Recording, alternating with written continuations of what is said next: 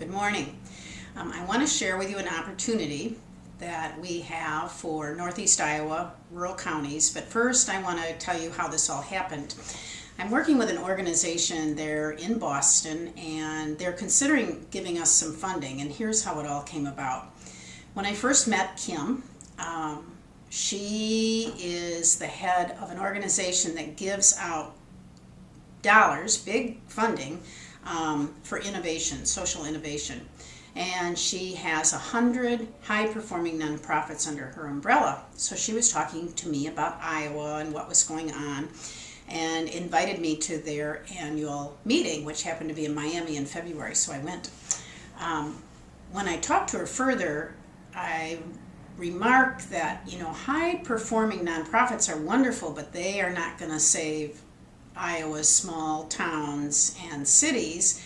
That what we really need to be is high-performing communities. She kind of paused and wondered, and I gave her an example. I said, like, for instance, if we had a really stellar, high-performing Habitat for Humanity, they might be able to build one home in our community. So this is not going to bring around positive systemic change. It'll be a wonderful thing for one family, but that we really need to build this high-performing community that's across all lines, that we work together, we collaborate to make great things happen. So she got very interested in this concept and excited, and we are now working on receiving some funding from her organization. It's not a 100% for sure thing, but it's looking very positive, and that's what I want to talk to you a little bit about today. Because we hope to be working with you to make all this happen. Let's talk a little bit about rural and rural's needs and what's going on. As you know better than most, over the past several decades, community leaders in rural areas have been challenged by dramatic changes. The decline in population through the consolidation of farms and businesses, the out-migration of young people and the loss of capital assets has really resulted in a shrinking of the middle class, and a lot of times it erodes hope and certainty for communities and has resulted in economically distressed communities. I heard a local farmer say one day, so often when someone dies in a small town, the kids come back and they go three places. They go to the funeral, then they go to the bank to cash the CDs, and then they go away. The money is gone.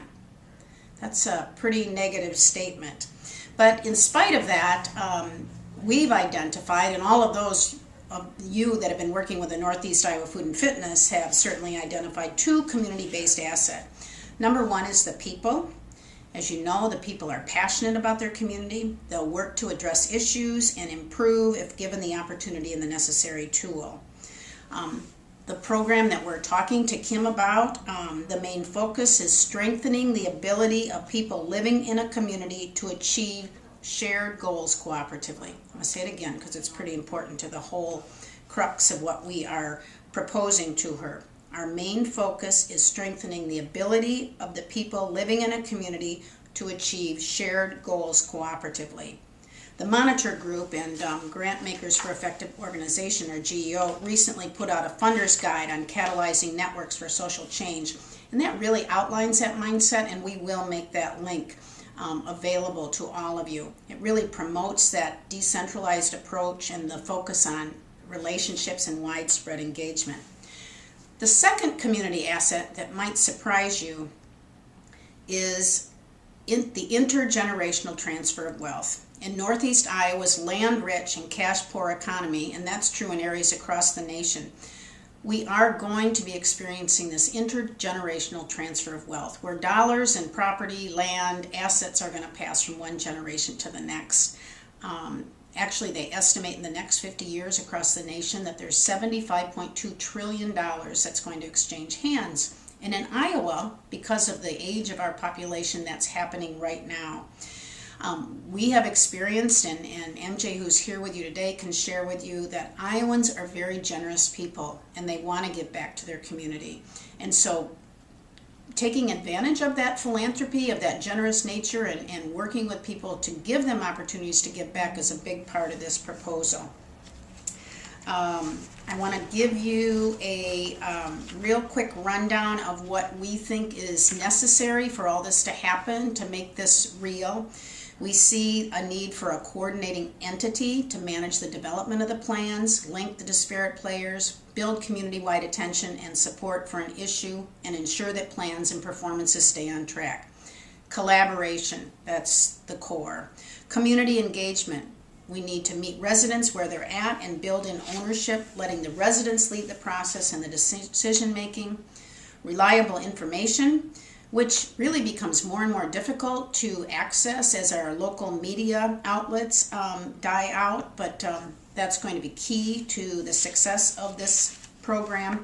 And continuous communication and really developing trust among the many players. It's going to require a common language and a shared measuring system and quality feedback loops. Last but not least, I want to talk to you about what we are calling the 4 core strengths, or the 4 pillars of what we are proposing to Kim. And the first one is leadership, the second entrepreneurship, the third is philanthropy, and the fourth is youth engagement. And that's where we're going to build this whole proposal on. So just real quickly, leadership to build capacity and mobilize local leaders with a long-term vision. Entrepreneurship to work with local economic developers to energize entrepreneurs and teach them how to connect with one another, with outside resources and with new markets. Philanthropy to expand the purpose and use of charitable gifts and bequests and ways to support homegrown economic and community development.